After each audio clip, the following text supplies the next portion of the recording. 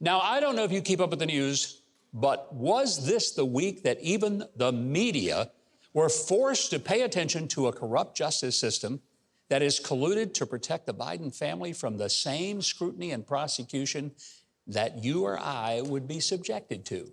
Maybe. First was the explosive, revealing, and well-documented testimony by two IRS whistleblowers who told Congress under oath that the tax case alone against Hunter Biden was treated differently than any other they dealt with, and that the Department of Injustice had intervened to give a soft landing to the president's son for alleged serious crimes. Now, this was much unlike the treatment that would have been ever given to any other person accused of the same crimes. But then an even more stunning development happened. Hunter Biden appeared in the Delaware federal court for what was supposed to be a rather quick, in and out, low-key, guilty plea for a couple of minor misdemeanors on tax evasion, while all the felony charges of being a drug dealer, possessing a firearm would be dismissed, and the tax charges would not even be charged as a felony. It was supposed to be truly the get-out-of-jail-free card that would also prohibit additional charges being filed for failing to register as a foreign agent. And that's despite his numerous business deals with Ukraine and Communist China. It was a glaring example of his last name resulting in treatment that never would be afforded to a young black man, or for that matter, anyone who dared to vote for Donald Trump. Now, these were crimes that normally, under the federal sentencing guidelines, would put a person in the federal pokey for at least 10 years. But Hunter's attorneys played too cute by half with a stupid maneuver on the eve of what was supposed to be his cakewalk in and out of the federal courthouse.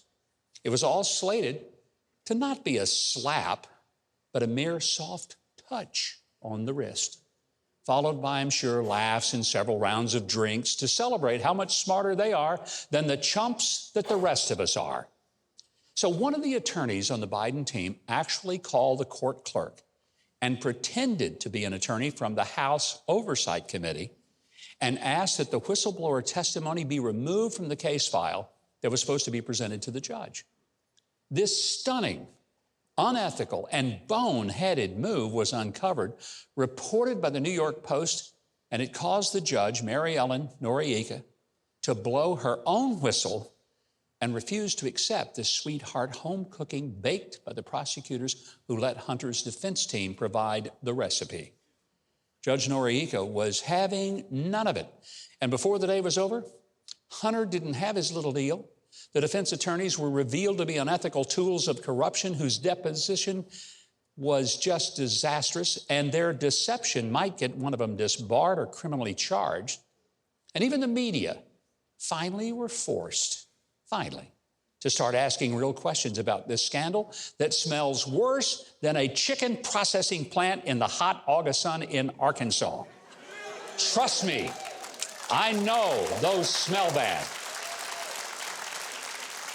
I have spoken of there being a double standard of justice many times, but I think, frankly, there is actually a triple standard of justice operating in America right now. And unless decent, law-abiding citizens, judges, attorneys, and members of the media demand that it get cleaned up, we can kiss this country goodbye. The now three-tiered system of justice is one system for average citizens, which will be very harsh and mostly unforgiving when it comes to crimes involving drugs, guns, and tax cheating. Another, and a much harsher system for any Trump supporter or outspoken conservative, pro-life, Christian, or America First advocate that's likely to land a person in prison for a long sentence.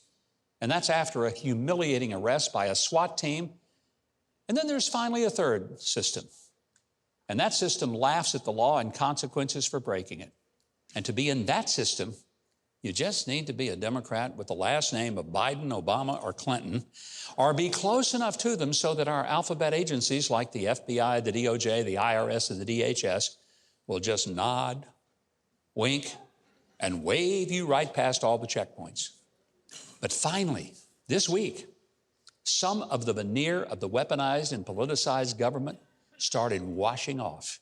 and it is revealing the rot within the deep state that is long overdue to be eradicated, like ridding ourselves of rats in the basement.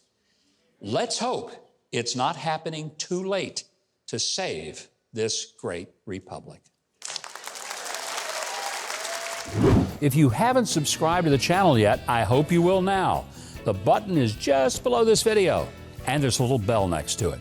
If you click on those, YouTube will reluctantly start letting you know when we've got a new video uploaded.